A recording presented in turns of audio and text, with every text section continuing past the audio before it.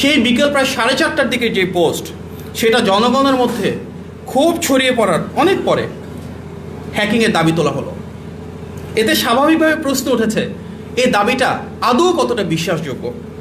এমনকি উক্ত সময়ের মধ্যে জামাত আমিরের ফেসবুক অ্যাকাউন্ট থেকে কিন্তু আমরা দেখেছি অনেকগুলো পোস্ট হয়েছে নির্বাচনী প্রচারণার, কিন্তু সেই এক্স অ্যাকাউন্ট যে হ্যাক হয়েছে এ নিয়ে একটি পোস্টও আমরা দেখিনি।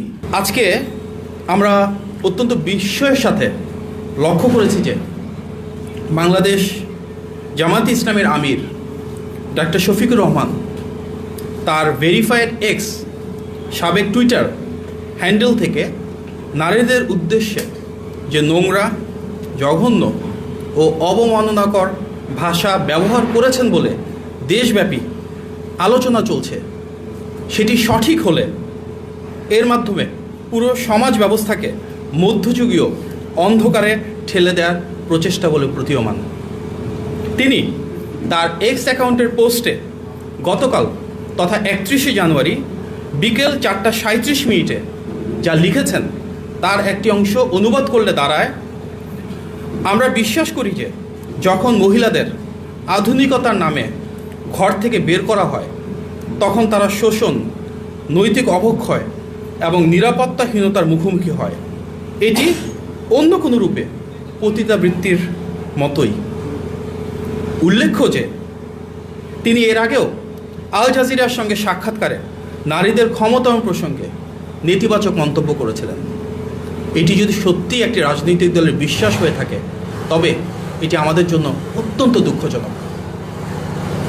প্রিয় সাংবাদিক ভাই ও বোনেরা, জামাতের আমিরের এই পোস্ট দেওয়া এবং অ্যাকাউন্ট হ্যাক হয়ে যাওয়ার যে দাবি করা হয়েছে সঙ্গত কারণেই তার প্রেক্ষিতে প্রশ্ন ওঠে যে নারী বিদ্বেষী একটি পোস্টের প্রায় 9 ঘন্টা পর দেশব্যাপী তুমুল সমালোচনার মুখে রাত 1টার দিকে আইডি হ্যাকের দাবি কতটা যৌক্তিক।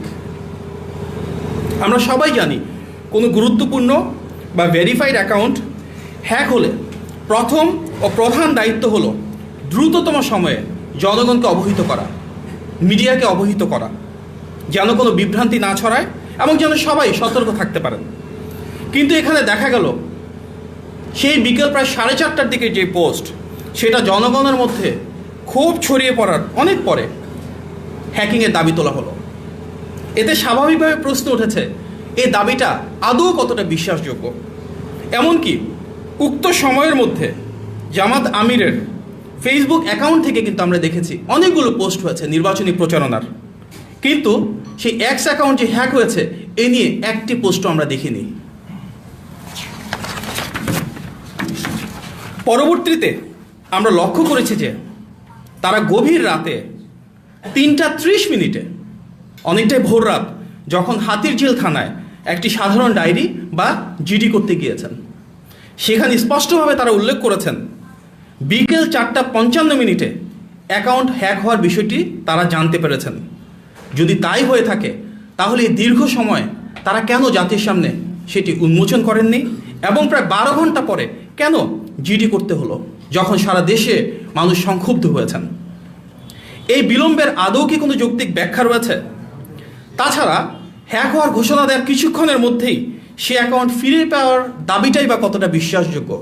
এই প্রশ্নগুলো জনমনে ঘুরছে, মানুষ এই প্রশ্নগুলোর উত্তর যৌক্তিকভাবে জানতে চান। আমরা স্পষ্টভাবে বলতে চাই, আমরা সর্বদা নারীদের ব্যক্তিগত স্বাধীনতা, সম্মান ও সম অধিকারের পক্ষে। এই ধরনের ভাষা ও মানসিকতা কোনো সভ্য সমাজে কোনোভাবেই গ্রহণযোগ্য হতে পারে না। এটি প্রকাশ্যেই নারী বিদ্বেষী মনোভাবের বহিঃপ্রকাশ। আমরা যদি এটি সত্যি হয়ে থাকে তীব্র নিন্দা এবং ধিক্কার জানাই।